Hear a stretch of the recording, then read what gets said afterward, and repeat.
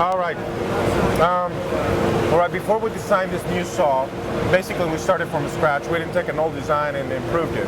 So what we did, we spent a lot of time on the job sites asking questions. Okay, what's the number one thing that you want to see on a miter saw? We wanted to basically attack that. And the response that kept coming back was capacity, more so than accurate. Why? Because obviously if the saw is pretty accurate, but you don't have the capacity, the saw is useless. So if you're doing crown molding in a standing position all day long, and you can't cut it because of capacity, limited capacity, then you got to go to the next bigger saw, and that's why probably the 12-inch saw is quite popular. So we know capacity was a big issue, and obviously, the next thing that came very close was accurate. Wood is getting very expensive. You got to make sure you cut once, and that's it. So we knew that, you know, capacity and accurate. Now, at the same time, we wanted to see, all right, our saw is going to be a 10-inch saw.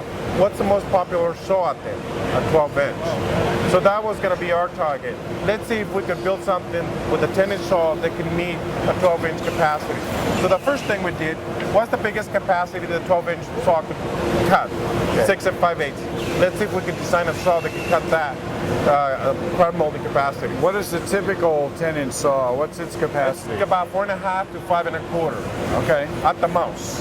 Okay. At the most, 5 1/4. So what you're cutting, 6 5/8, and what you're talking about is cutting a 45-degree miter, correct? That is correct. Okay. The reason meaning, well, you could cut it at any degree. Okay. 6 5/8, you could cut at 35, 32, 45, typically 45 because of corners.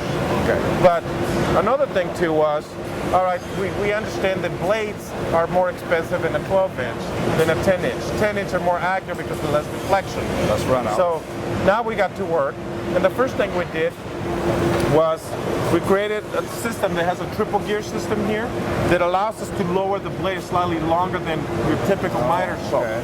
This typically is lined up with this. As you notice, it's slightly lower. At the same time, we have a patent retractable guard. This allows us to cut the crown molding on the back end. See that? So if I'm cutting a 6 5/8, I'm cutting on the back end, and this allows us to retract and cut the capacity. That's for the crown molding. For baseboard, same kind of deal, 4 3/4. Now on a 10-inch, your typical cutting capacity on a baseboard is going to be limited to the size of the the arbor to the blade, which is about 3.5 inches. But because we cut it on the back end of the blade, we can cut up to 4 3/4. Wow.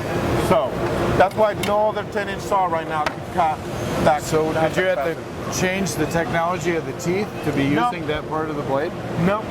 No, as long as you use a high quality, of course, you cut it on the back end. At the same time, that's a very good question because we have to increase the size of the support. So our fences are now taller, 4 3/4, which is about the standard on a 12-inch. Some 12-inch saws, the fences are only 4 1/4, 4.5. Ours on a 10-inch is 4 3/4.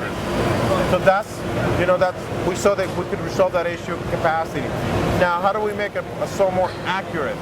Well, instead of having 2 rails, we went to 4 rails. And the reason why is because we could create it more compact. The longer the rail, the more deflection you got.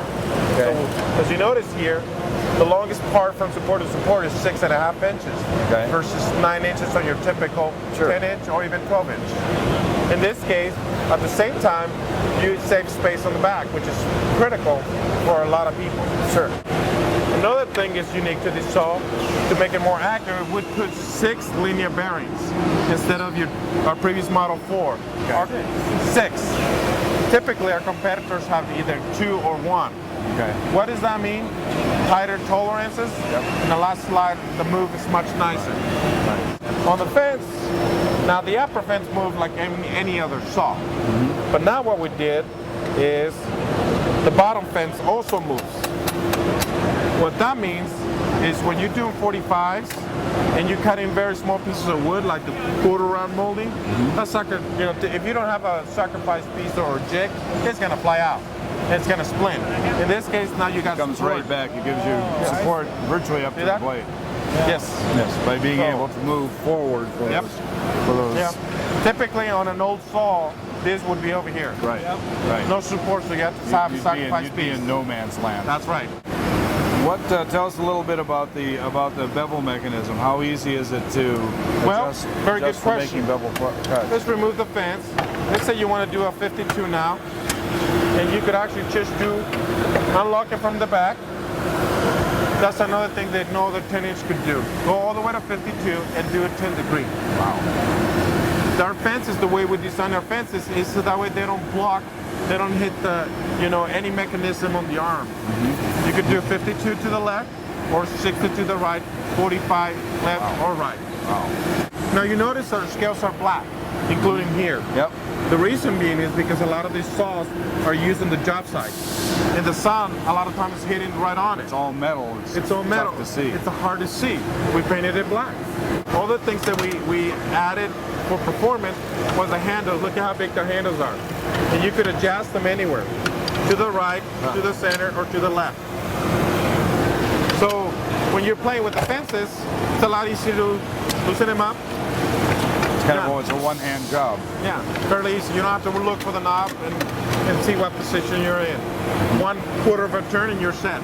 So it's also deeper. So if you don't bolt it down, it's a lot harder. More stable. It's more stable. Rubberized feet. So that way, it's definitely more stable. It dampens things, so Yes. it dampens vibration. The base, we cover the base, the throat plate, so that way there's no dust coming through there. It's all metal, no plastic. Like this, so you can see. On a 45. See that?